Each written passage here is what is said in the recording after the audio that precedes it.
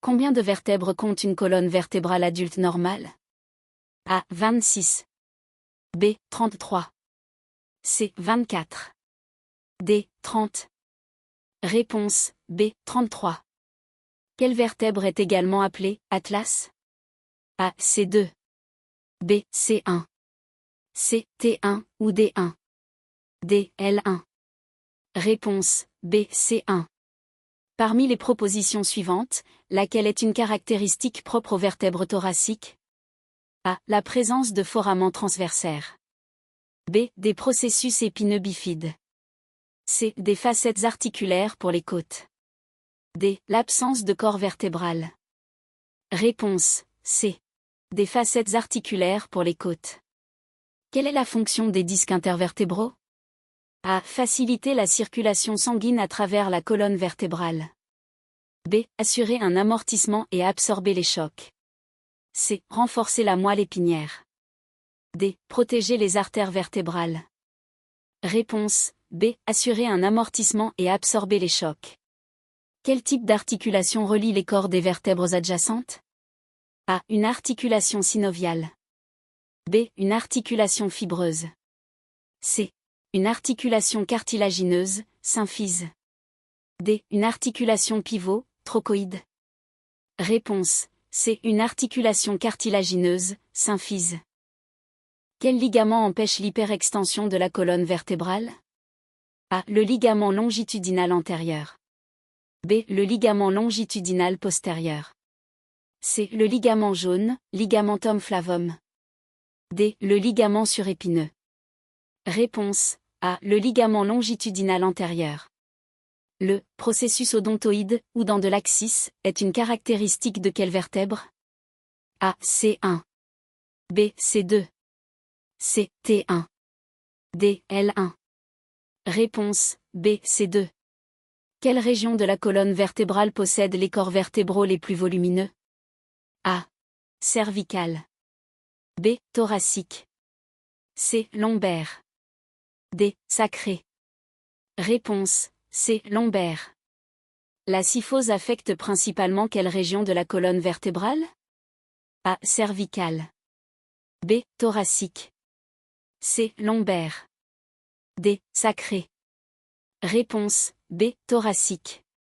Parmi les propositions suivantes, laquelle ne fait pas partie d'une vertèbre typique? A. Le pédicule. B. La lame. C. La clavicule. D. Le processus épineux. Réponse C. La clavicule. Quelle partie de la vertèbre délimite le foramen vertébral? A. Le corps et le processus épineux. B. Les pédicules et les lames, l'arc vertébral. C. Le processus transverse et le corps. D. La lame et le processus épineux. Réponse B. Les pédicules et les lames, l'arc vertébral. Quelle est la courbure normale de la colonne cervicale chez un adulte sain? A. Une kyphose. B. Une lordose. C. Une scoliose. D. Rectiligne. Réponse B. Une lordose. Quelle structure passe par les foramens transversaires des vertèbres cervicales? A. La moelle épinière. B. L'artère vertébrale. C. L'aorte. D. L'artère carotide interne. Réponse B. L'artère vertébrale. L'aspect en chien de Scotty ou petit chien de la Chapelle en radiographie est associé à quelle partie de la vertèbre? A. Le processus épineux. B. L'isthme vertébral, par interarticularis. C. Le corps vertébral. D. Le processus transverse. Réponse B. L'isthme vertébral, par interarticularis. Quelle est la fonction principale du sacrum? A. La protection de la moelle épinière. B. La transmission du poids du corps vers la ceinture pelvienne, le bassin. C. Faciliter la rotation de la tête. D. Soutenir la cavité thoracique. Réponse B. La transmission du poids du corps vers la ceinture pelvienne, le bassin. Le foramen intervertébral, trou de conjugaison, permet le passage de quelle structure? A. Les nerfs spinaux, rachiens. B. La moelle épinière. C. Les artères vertébrales. D. Le sac dural.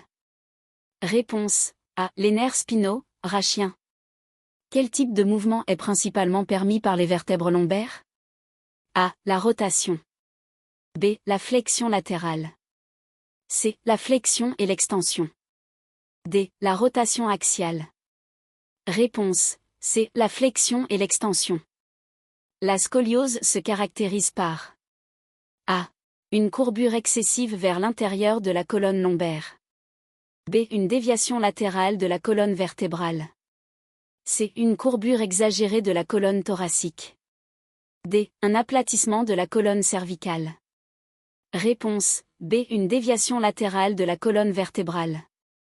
Les vertèbres lombaires se distinguent des autres vertèbres par A. La présence de foramens transversaires. B. Des corps vertébraux de petite taille. C. Des corps vertébraux volumineux et l'absence de facettes costales. D. Des processus épineux bifides. Réponse C. Des corps vertébraux volumineux et l'absence de facettes costales. Quel ligament relie les lames des vertèbres adjacentes? A. Le ligament longitudinal antérieur.